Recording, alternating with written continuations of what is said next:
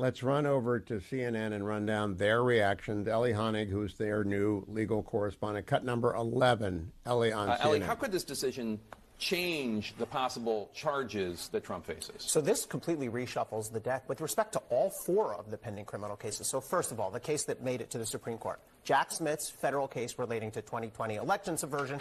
This now goes back to the district court, which has to hold a factual hearing to decide what was in the scope or out of the scope of the job. That in itself is appealable. Also, there are 2 counts in this case of obstructing an official proceeding.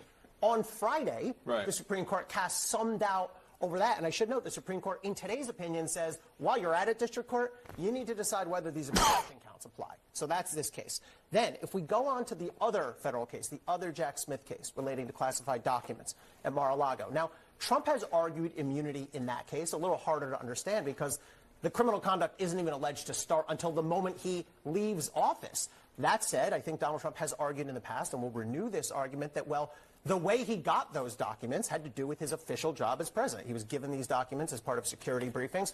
So I think they're going to renew their argument. Now, onto the state cases, the Georgia case, the Fani Willis indictment. That one's in big trouble. Obviously, it's going up on appeal for other reasons. But that alleges essentially, largely, the same conduct as in Jack Smith's January 6th case. So they're going to have, in Georgia, the same exact immunity issues. They're going to have to contend with those again. At a minimum, further delays it. And finally, it wouldn't surprise me to see Donald Trump's legal team go back into New York, into Manhattan, the hush money case, because some of the evidence that was introduced in that case had to do with conversations Donald Trump had with his advisors, including Hope Hicks, while he was in office, those early months when he's in office. So, and Hope Hicks was a White House employee at that point. Exactly. So do not be at all surprised if we see in the next couple days a motion from Donald Trump's legal team to throw out the verdict in the New York state case, the hush money case as well. Of course he's going to make that motion. Cut number 12, more Ellie.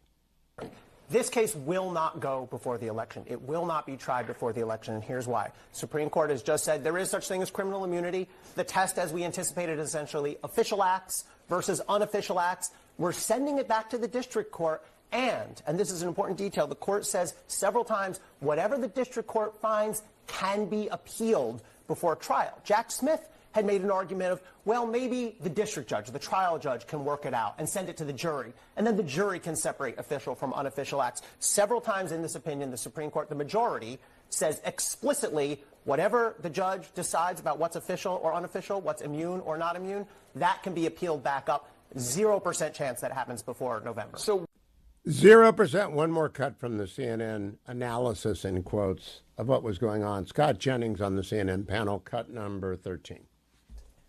Joe Biden, after cannonballing into an empty swimming pool on Thursday night, came out tonight and spoke for 4 minutes off of a teleprompter. He's good for 4 minutes today, as long as somebody else wrote it. After having this completely tone-deaf sort of announcement coming out of this meeting that you wrote about with his family this weekend, where his son, the notorious influence peddler and crack addict, Hunter Biden, says, you got to keep going. Also, they were hanging out with Annie Leibovich, the photographer, which I wasn't even aware she was taking mugshots now. This entire thing since Thursday has been one tone-deaf political disaster after another. Tonight, he comes out and attacks the Supreme Court and says, oh, the president can now do whatever he wants. The same guy, by the way, whose centerpiece of his speeches is, the Supreme Court tried to stop me. They blocked me, but they'll never stop me on student loans. I don't know what they are doing because they don't know. Okay, so it's leaking into CNN. This is how bad it is for Joe Biden, and it's going to get worse. The polls are getting there.